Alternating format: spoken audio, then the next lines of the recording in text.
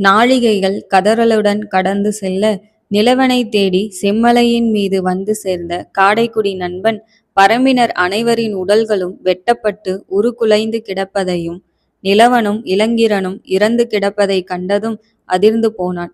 மனம் பதற, அழுகை வெடிக்க, கரட்டின் மீதிருந்து கீழ்நோக்கி பாய்ந்து சென்று நிலவனின் தலையை மடியில் தாங்கிக் கொண்டான். தொண்டையை வெடித்து கொண்டு அழுகை பீறிட, கைகளால் முகத்தில் அரைந்து கொண்டு கதறினான். காலையில் ஒலி எழுப்ப கற்றவன் மதியத்தில் தொண்டை கிழிந்து அவன் குருதியிலேயே மூழ்கடிக்கப்பட்டு இருப்பதைக் கண்டு கதறினான். அனைவருக்கும் தெரிவிக்க நாக்கை மடக்கி குரலை எழுப்ப முயல, குரலெழுப்ப முடியாமல் தொண்டை கமறியது. கண்களில் கண்ணீர் தாரை தாரையாக வடிய, மீண்டும் ஒலியை எழுப்ப முயன்றாலும் கேவல் ஒலி மட்டுமே வெளிவந்தது. தொண்டை உறைந்து போக அருவியாய் வழிந்த கண்ணீரை துடைத்து கொண்டு வேகமாக கரட்டின் மேலேறியவன் உதவி வேண்டி ஓலமிட்டான். அனைத்து விலங்குகளின், பறவைகளின், இயற்கையின் சத்தங்களையும் ஆளும் காடைக்குடியினன் ஊமையாய் கரட்டின் மேல் நின்று கைகூப்பி கதறத் துவங்கினான்.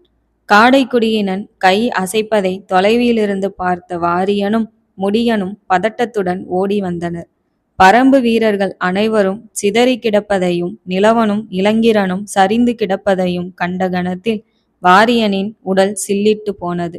இதயம் துடிக்க மறந்து குருதி உறைந்து நின்றவர் மெதுவாக நெருங்கினர்.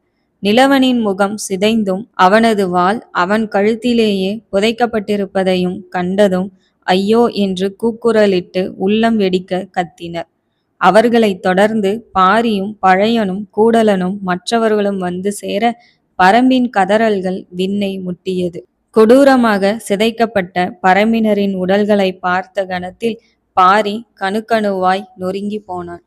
முடியன் இளங்கீரனை நெருங்க, உயிரை உடலில் இறுக்கி காத்திருந்த இளங்கீரன் மெதுவாக கண் விழித்தான். முடியன் இளங்கீரனை தூக்க, இளங்கீரன் தடுமாற்றத்துடன் ராசசிம்மன் நிலவனை கொன்றான். சொல்லும் போதே இளங்கீரன் கண்களில் கண்ணீர் வடிந்தது. தடுமாறியபடி நிலவனை மலை மேலிருந்து அம்பெய்து காயப்படுத்தினார்கள்.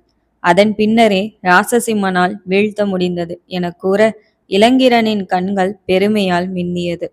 மெதுவாக இளங்கிரனின் விழிகளும் மூட இடிந்து போய் கதற துவங்கினான் முடியன். பாரியின் உள்ளம் வெடிப்பது போல் வலிக்க துவங்கியது. வேலர் குலச் சுடரை காக்க தவறிவிட்டோம். வைகலான் பாதுகாத்த பரம்பின் வீரத்தை சில நாட்கள் கூட காக்க இயலாமல் தவறவிட்டோம். நிலவனின் தாய்க்கு பதிலென்ன உரைப்ப